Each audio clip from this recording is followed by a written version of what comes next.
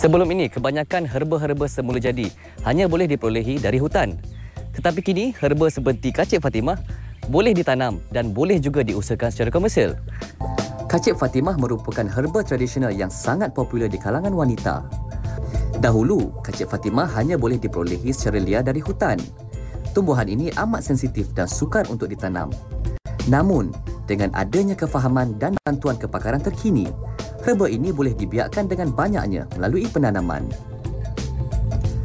Pertama sekali, kawasan penanaman kacip Fatimah perlulah redup dan mempunyai saliran yang baik. Keadaan ini amat penting agar menyamai habitat sebenar kacip Fatimah di dalam hutan yang dilitupi kanopi pokok-pokok besar. Secara konvensional, kacip Fatimah boleh membiak melalui biji benih atau keratan batang. Kaedah terbaru yang dikenal pasti dalam pembiakan herba ini adalah keratan daun. Setiap helaian daun kacip Fatimah boleh menghasilkan 7 hingga 10 anak benih bergantung kepada saiz daun dan cara potongan dilakukan. Kaedah ini lebih efisien dan produktif kerana lebih banyak anak benih boleh dibiakkan dalam satu-satu masa. Tumbuhan ini boleh tumbuh dengan segar dan mengekalkan bahan aktif yang sama seperti kacip Fatimah yang diperolehi secara liar. Kacip Fatimah ni mengikut perubatan tradisional Melayu, ianya adalah untuk wanita.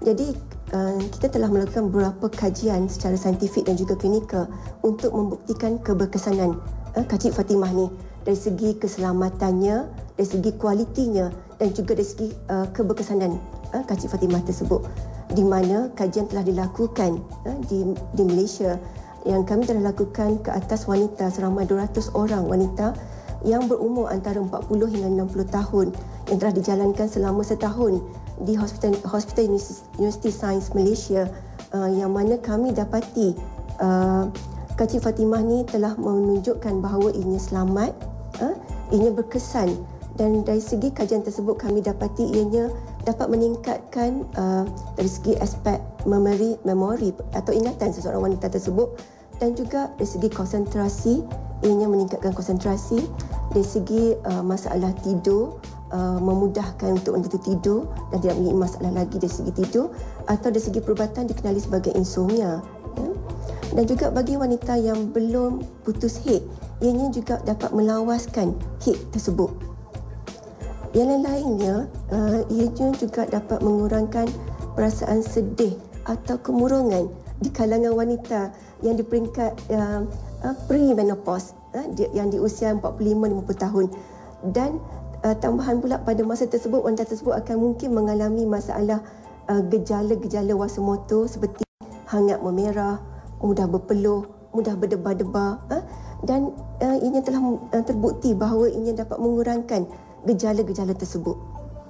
Sekarang saya rasa mungkin kita dah tahu dari segi kajian secara saintifik dan klinikal, ini amat berkesan. Maka saya rasa kita patut ambil berat untuk kita jalankan penanaman secara besar-besaran dengan cara teknologi yang moden. Semoga kandungan daripada tumbuhan tersebut berkualiti.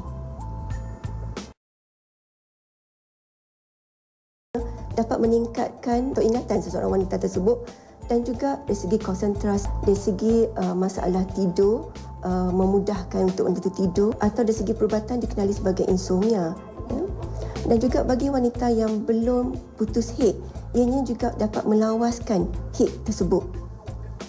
Yang lainnya, ianya juga dapat mengurangkan perasaan sedih atau kemurungan, dan tambahan pula pada masa tersebut, wanita tersebut akan mungkin mengalami masalah gejala-gejala wasemotor seperti hangat memerah, mudah berpeluh, mudah berdebar-debar, dan ianya telah terbukti bahawa ianya dapat mengurangkan gejala-gejala tersebut.